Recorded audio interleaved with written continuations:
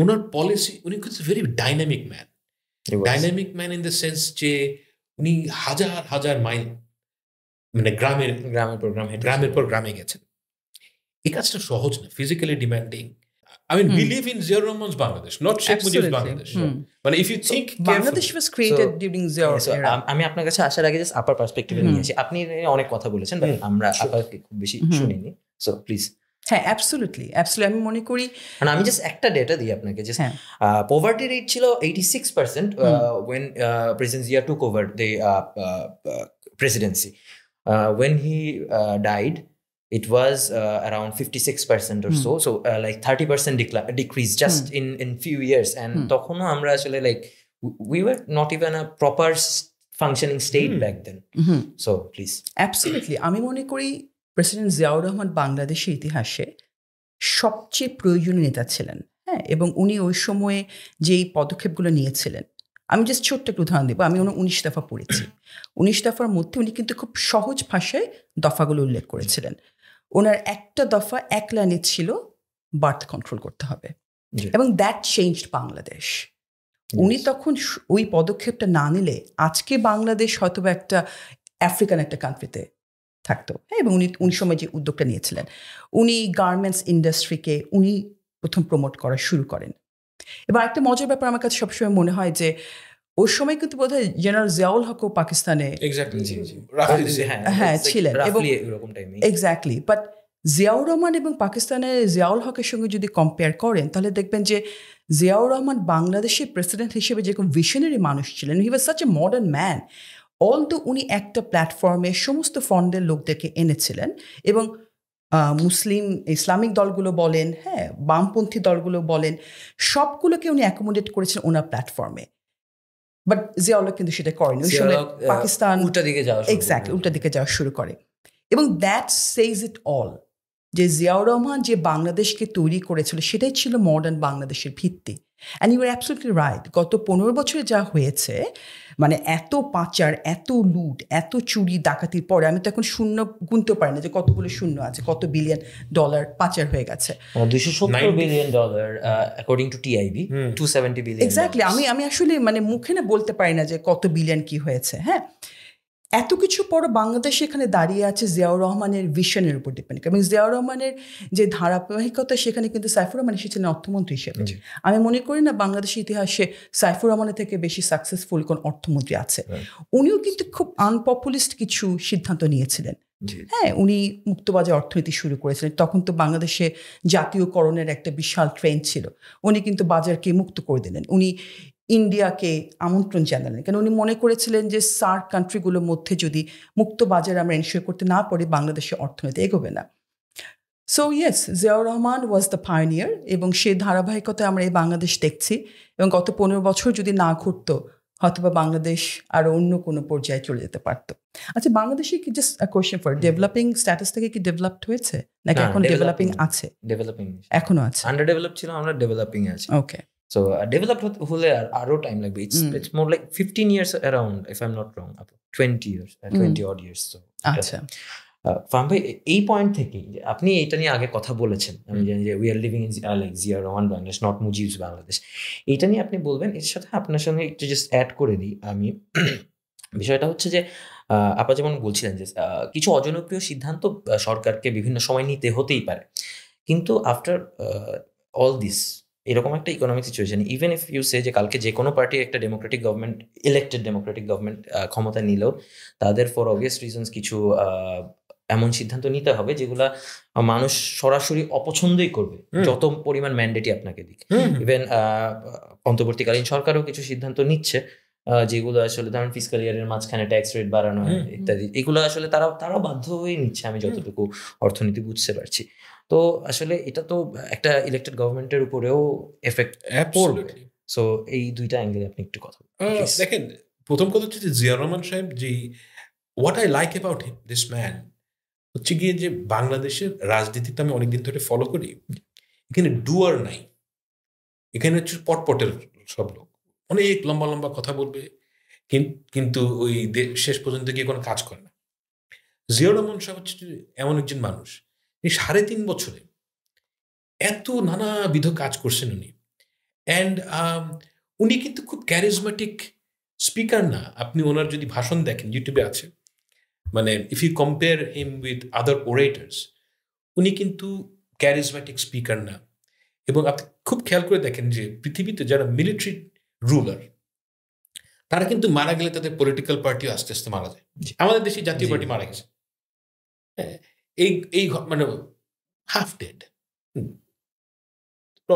ICU, yes, death bed. তো ওনার ক্ষেত্রে কিন্তু ঘটে নাই। এবং বিএনপির যে ইনিশিয়াল স্টেজে যে রিভাইভ করছে, এখন এটা অনেক বড় প্রতিষ্ঠান, এই বড় সংগঠন, কিন্তু ইনিশিয়াল স্টেজে প্রথম মানে জিয়া রহমান সাহেব মারা যাওয়ার পর প্রথম 10-12 বছর এটা কিন্তু কমপ্লিটলি ওনার লেগেসির উপর ভিত্তি করেই ঘটনাটা ঘটল। এটা কিন্তু একটা ছোটখাটো অ্যাচিভমেন্ট না। একজন মিলিটারি রুলার মারা যাওয়ার পর রেলেভেন্ট থাকতে পারে না, কিন্তু উনি পারছেন। এটার যে কারণ সেটা হচ্ছে গিয়ে ওনার পলিসি। উনি হচ্ছে very dynamic man. Dynamic man in the sense যে উনি হাজার হাজার মাইল মানে গ্রামের পর গ্রামে গেছেন। এই কাজটা সহজ না, ফিজিক্যালি ডিম্যান্ডিং। অ্যান্ড ওইটার যে বিএনপি কিন্তু মানে হয় কি, যেমন ধরেন আপনি যদি এখন একটা নতুন পলিটিক্যাল পার্টি করেন, গ্রামের ডাইনামিক্স আর শহরের ডাইনামিক্স ইজ কমপ্লিটলি ডিফারেন্ট। একটা গ্রামের লোককে গিয়ে যে আপনি অ্যাপ্রোচ করছেন, এই কাজটা কিন্তু ওনাকে ডিভিডেন্ড দিয়েছে, বিএনপিকে ডিভিডেন্ড দিয়েছে উনি মারা যাওয়ার পরে। তো এই যে কাজগুলো, যে একটা বিশাল সংখ্যক মানুষকে মেইন স্ট্রিম ইকোনমিক অ্যাক্টিভিটির মধ্যে আনা, একটা বিশাল সংখ্যক মানুষকে যে আশা দেওয়া একটা দেশের, একটা নতুন বাংলাদেশ তৈরি করার, এইটা হিজ লাস্টিং লেগেসি, এটা আমি মনে করি। আর আপনার দ্বিতীয় কোয়েশ্চেন ছিল যে ভবিষ্যতে যদি যেই ক্ষমতায় যাক তাকে আনপপুলার ডিসিশন নিতে হবে এবং এইটার রেজাল্ট কি হবে। আনপপুলার ডিসিশনসের রেজাল্ট তো প্রাইমারিলি যদি বলি যে আজকে ধরেন আমি সরকার গঠন করেছি, আমি অর্থমন্ত্রী হয়েছি, আমাকে ফিসকাল পলিসির জন্য খুব স্ট্রিক্ট ফিসকাল পলিসি নিতে হতে পারে, which may turn good for the country in the longer run, কিন্তু শর্ট টার্ম রেজাল্ট হিসেবে তো পার্টি আনপপুলার হচ্ছে। তো কারেন্সি অ্যাডজাস্ট করতে হবে। কারেন্সি বাংলাদেশে আপনি যদি কারেন্সি অ্যাডজাস্ট না করেন, বাংলাদেশের যে কম্পিটিটিভনেস মানে অ্যাটলিস্ট এক্সপোর্টের জন্য, এটা কখনোই ফিরে আসবে না। মানে আওয়ামী লীগ গত 10-15 বছর ধরে মানে ইম্পোর্ট যেগুলো সেগুলোকে ঠিক রাখার জন্য কারেন্সি প্রিটি মাচ আর্টিফিশিয়ালি আটকায় রাখলো। তো বাংলাদেশে আমি অনেক ইকোনমিস্টদের সাথে কথা বলেছি, ব্যবসায়ীদের সাথে কথা বলেছি, অনেকেই মনে করেন, I am not an expert, আমি আমার ওপিনিয়ন দিচ্ছি না, আমি তার এক্সপার্টদের ওপিনিয়ন দিচ্ছি যে বাংলাদেশের ডলারের এগেনস্টে টাকার যেই রাইটফুল প্লেস, মানে rightful place is wrong word, যেই জায়গাটায় থাকা উচিত, 180 টাকার কাছাকাছি। আমরা আছি 120-এর কাছাকাছি। এটা তো 80 টাকার মতো ছিল। হ্যাঁ, there was a time। তো কারণ আপনি যদি র্যাপিড গ্রোথ করতে চান, যদি আপনি র্যাপিড জব ক্রিয়েট করতে চান, তাহলে আপনাকে ওই রাস্তায় যেতে হবে এবং অ্যাডজাস্ট। আমি বলছি না যে আপনি 180-তে চলে যাবেন, কিন্তু অ্যাডজাস্ট করতেই হবে। এবং অ্যাডজাস্ট করলে আপনার শর্ট টার্ম অনেক শক হবেই হবে, জিনিসপত্রের দাম বাড়বে। এবং আমার তো কোনো মানে কনভেনশনাল সেন্সে বাইরে যাওয়ার কোনো উপায় আছে বলে আমার মনে হয় না। এবং যেই বাংলাদেশের নেক্সট গভর্নমেন্ট ফর্ম করুক, তাকে অনেক আনপপুলার ডিসিশন নিতে হবে, অনেক, যে মানে এটা বলার বাইরে। কারণ আওয়ামী লীগ যে মেস ক্রিয়েট করে গেছে, আমি মনে করি না যে এটা ভাইয়া 5 বছরের মধ্যে ঠিক করা সম্ভব, impossible. There are institutional reforms that you have to undertake. There will be a lot of challenges. এবং সব চ্যালেঞ্জ গ্রহণ করার মতন যোগ্যতা কিংবা ক্যাপাবিলিটি কিংবা ইচ্ছা আকাঙ্ক্ষা বিএনপি এবং জামাতের আছে কিনা আই এম নট শিওর। কারণ আপনার অনেক কিছু আকাঙ্ক্ষা থাকতে পারে, বাট বাংলাদেশের মানুষ 20 বছর ধরে প্ল্যান করে 10 মিনিট এটার উপর স্টিক করতে পারে না। তো আমি বলতে চাচ্ছিলাম, আপনি 31 দফা পড়েছেন, বিএনপি দেয় 31 দফা, আপনি প্রেসিডেন্ট জিয়াউর রহমান 19 দফা পড়েছেন। আপনার কি মনে হয় 31 দফা 19 দফার একটা continuation or Yes, it is. or a revised version or a more polished version? It is a polished version, কিন্তু আরো polished হওয়া দরকার, কারণ আমি হ্যাঁ, আপনি এটা নিয়ে একদম ইন ডিটেইল আপনি লিখেছেন যখন 31 দফা ঘোষণা হলো, এর মাঝখানেকের মধ্যে আমি লেখাগুলো একদম তখনই পড়েছি। সো আমি এটা নিয়ে আপনাকে আরেকটা প্রশ্ন করবো। So I know you have your I think you have your few points about this, যে হ্যাঁ এটা কোথায় কোথায় ভালো কাজ, বাট এটা কন্টিনিউয়েশনটা নিয়ে একটু বলবেন প্লিজ। দেখেন, আমি না এই দফা ভিত্তিক রাজনীতি, এটার রেলেভেন্স আছে, কিন্তু একটা সমস্যা কি, বাংলাদেশের যেটা লিভড এক্সপিরিয়েন্স আমার, সেটা হচ্ছে যে পলিটিক্যাল পার্টিগুলোর অ্যাকচুয়াল যে পলিটিক্যাল উইল, যে I will do it no matter what, হ্যাঁ, and I will do it, I will give my 100%, এই মাইন্ডসেটটা নাই। আওয়ামী লীগ বিএনপির বাইনারিতে যাচ্ছি না, আমি যেটা বলছি যে বাংলাদেশের গভর্নমেন্ট যখন ফর্ম করে তারা খুবই ভয় পেয়ে যায়। যেমন ধরেন, ইন মাই বুক, আমি বিএনপির কথা বলছি না, আমার বুক, ইন মাই আন্ডারস্ট্যান্ডিং, বাংলাদেশের যে পাবলিক সার্ভিস, এটাকে একদম মার্সিলেসলি এটা রিফর্ম করা উচিত। মার্সিলেসলি ইন দ্য সেন্স, এই যে আওয়ামী লীগ যে সমস্ত সচিব বানিয়েছে, চোর বাটপার, এরা খুনের সাথে জড়িত এই ধরনের মানুষ, এদেরকে এই কারেন্ট গভর্নমেন্ট একজনকে এক দুজন হয়তো হতে পারে, কিন্তু আমি বলছি যে আপনার তো সরকার চালাতে গেলে ক্যারেট অ্যান্ড স্টিক দুটোই লাগবে। তো আপনি তো এই গভর্নমেন্টে তো ক্যারেট নাই, কারণ আপনি তো 1-2 বছর পর থাকবেন না। তো আপনি স্টিকও যদি ব্যবহার না করেন, তাহলে এটা লাইনে আসবে কি হবে? নাও আপনি যদি বিএনপির কথাও মনে করেন, যে আমি যেটা মনে করি যে বিএনপির সামনে যেটা সবচাইতে বড় চ্যালেঞ্জ হবে, আমি কনফিডেন্ট অ্যাবাউট ইট, তাদের 31 দফা বলেন, এটাকে যদি বাড়ান, যত দফাই হোক, দিজ আর এসেনশিয়ালি প্রোগ্রামস। এই প্রোগ্রামগুলোকে রান করার জন্য আপনার পাবলিক সার্ভিসের উপর, পাবলিক সার্ভেন্টদের উপর আপনাকে ডিপেন্ড করতে হবে। এই পাবলিক সার্ভেন্টদের ওই ক্যাপাবিলিটি আছে কিনা এবং ওই ইচ্ছা আছে কিনা। কারণ দেখেন, আপনি যখন একবার চুরিতে অভ্যস্ত হন, তখন ওই মানুষকে দিয়ে এবং পাবলিক সার্ভিসের huge group, I am confident about it, senior লেভেলে করাপশনে জড়িত, এই সমস্ত চোর বাটপারকে যদি আপনি এখন আবার মনে করেন যে বিএনপি ক্ষমতায় আসলে এরা আবার সব ভালো হয়ে যাবে, it never works like this. আপনি যদি একবার চুরিতে অভ্যস্ত হন, আপনার দ্বারা অন্যান্য সকল আকাম কুকাম করা সহজসাধ্য। হ্যাঁ, তো বাংলাদেশের পাবলিক সার্ভিসের যদি আপনাকে রিহলিং করতে হবে, I have a very my understanding is senior লেভেলের 50% লোকে লে অফ করেন, এখন লে অফ করেন এবং জেলে ঢোকেন। I believe in that. আমার এটা মনে হয়েছে আফটার 5th অগস্ট বা থ্রু আউট দিস টাইম, যে আমলাতন্ত্রকে আসলে আমরা এটা বলতে পারি যে এখন যদি ড্রাস্টিক স্টেপ নেই তাহলে আসলে কি হবে, দেশ চালাতে হবে ইত্যাদি ইত্যাদি। But you are very correct যে 50% না, এটা একটা মেজর ওভারহল না হলে আসলে না, ব্যাপারটা হচ্ছে আমি যত পলিটিশিয়ানদের সাথে কথা বলি, they have this very bizarre idea যে এই আমলাতন্ত্রের যেটা সিনিয়র, এদেরকে বের করা যাবে না, করলেই তারা পুরো সিস্টেমটা নষ্ট হয়ে যাবে। নাও আমার কাছে মনে হয় যে তারা কন্ডিশন করছে পলিটিশিয়ানদের সিন্স 80s or 70s, যে we do something magical thing that no one can do, এবং আমাদেরকে যদি এখান থেকে বের করে দেওয়া হয় তাহলে এটা একদম ভেঙে পড়বে। I don't find it.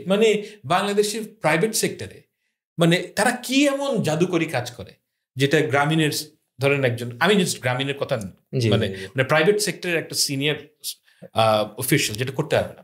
If you don't bring young blood into it, it would be extremely difficult to run the government. কারণ I have no hope for this এই বাংলাদেশের ব্যুরোক্রেসি। এবং আমি অনেক ইম্পর্টেন্ট মানুষদের সাথে এখনো কথা বলে দেখেছি যারা কারেন্টলি গভর্নমেন্টের মধ্যে আছে, they are not competent. Not only that they were chores, but also they are highly incompetent. এখন এই গ্রুপ অফ পিপলকে যদি আপনি কেটার করেন অ্যাজ ইট ইজ, আমার কাছে মনে হয় না যে বিএনপি বলেন, জামাত বলেন, ছাত্র বলেন, যেই সরকারই আসুক, তাদের যে ডেফিনিট প্রোগ্রামস, এই প্রোগ্রামগুলো তারা ইমপ্লিমেন্ট করতে হবে। Instead half them should be laid off and they should be put into jails, যারা ক্রিমিনাল। ক্রিমিনাল বলেই আপনি তাদেরকে বের করবেন এবং তাদেরকে জেলে ঢুকাতে হবে, এবং আপনি প্রাইভেট সেক্টর থেকে লোক আনেন। What's the problem? মানে এখন যেই বিসিএস ক্রেজ 30 বছরের ছেলেদের মধ্যে, ওই বিসিএস ক্রেজ আপনি 55 বছরের মানুষের মধ্যে তো এটা বেসিক্যালি ঢুকাই দিচ্ছেন। আর তাছাড়া এমনি এমনি জিনিস চেঞ্জ হয় না। একটা ইয়াং ব্লাড কিংবা যেটা প্রাইভেট সেক্টরের লোকটা যদি এখানে না আসে, সেই ক্ষেত্রে যে ধরনের চেঞ্জ আমরা চাই, দেখেন অর্গানাইজেশনাল কালচার খুব সহজে চেঞ্জ হয় না। আপনি যদি আজকে কোনো একটা কাজ করা শুরু করেন, এটার এফেক্ট আসতে 5 বছর লাগবে। এটাকে যদি আপনি যদি মনে করেন যে এই সমস্ত চোররা সব ধীরে ধীরে ধীরে ধীরে ভালো হয়ে যাবে, it never works like this. So you need to bring new people, and I hope যে বিএনপি কাজটা বিএনপি কিংবা নেক্সট গভর্নমেন্ট যেই হোক, এই অ্যাটেম্পটা অ্যাটলিস্ট নিক যে I will fix public sector. Thank you. শ্যামাপা, আপনার কাছে 19 দফা এবং 31 দফা নিয়ে প্রশ্নটা থাকবে, কারণ আমি পার্সোনালি যেটা বলতে পারি, যেমন ফাহাম ভাই নিজে লেখালেখি করেন দেখে আমি ফাহাম ভাইটা পড়েছি, আপনার সঙ্গে আমার ব্যক্তিগত জায়গায় কথা হয়েছে বা আপনি কিছু জায়গায় কাজ করছেন, বিশেষ করে 31 দফা নিয়ে, তো আপনি 19 দফা পড়েছেন। সো আপনি জাস্ট এটার নিয়ে একটু ব্রিফ আইডিয়া দিতে পারবেন যে আপনার কি ধারণা যে 19 দফা 31 দফা, অ্যান্ড দেন ভাই একটা বিষয়ে আলাপ করলেন যে আসলে এটা ইমপ্লিমেন্ট করা সম্ভব কিনা with this bureaucracy or with this system. It's going to be difficult with this bureaucracy. প্রথমে বলি যে 19 দফা পড়েছি, 31 দফা পড়েছি। 31 দফা যেই দফাগুলো নিয়ে আমি কাজ করছি সেটা হচ্ছে শিক্ষা, আর উইমেনদের নিয়ে যেটা, আর একটা হচ্ছে হেলথ। সো এই বিষয়ে আমার বিশদ ধারণা আছে এবং আমি আমার নিজস্ব কিছু মতামত দিয়েছি যে কী করা উচিত। তবে অ্যাজ ফাহাম সেইড দ্যাট এই দফা তো থাকবেই, এবং প্রত্যেকটা রাজনৈতিক দলের তো আসলে নিজস্ব নির্বাচনী ম্যানিফেস্টো নিয়ে যখন কাজ করে তখন তারা সেই দফাগুলি দেয়, এবং দফাগুলি প্রেজেন্টেশন এবং অ্যাকসেপ্টেবিলিটিও ডিপেন্ড করে যে কি হবে ভবিষ্যতে। এখানে প্রথমে একটা ছোট কথা বলে রেখে আমি মনে করি ব্যক্তিগতভাবে, it's just my point of view, যে বিএনপির 31 দফা খুব ভালো হয়েছে, কিন্তু খুব সহজ সরল ভাষায় করা উচিত। হ্যাঁ, আমার কাছে মনে হয়েছে পার্সোনালি 31 দফাগুলো বইয়ের লেখার জন্য, নিউজ পেপার দেওয়ার জন্য ঠিক আছে। এই জায়গাতে 19 দফার সাথে আছে। হ্যাঁ, আমি ওখানেই পার্থক্যটা দেখেছি। আমি যখন 19 দফা পড়েছি জিয়াউর রহমানের, সহজ সরল ভাষায় প্রত্যেকটা দফা লেখা আছে।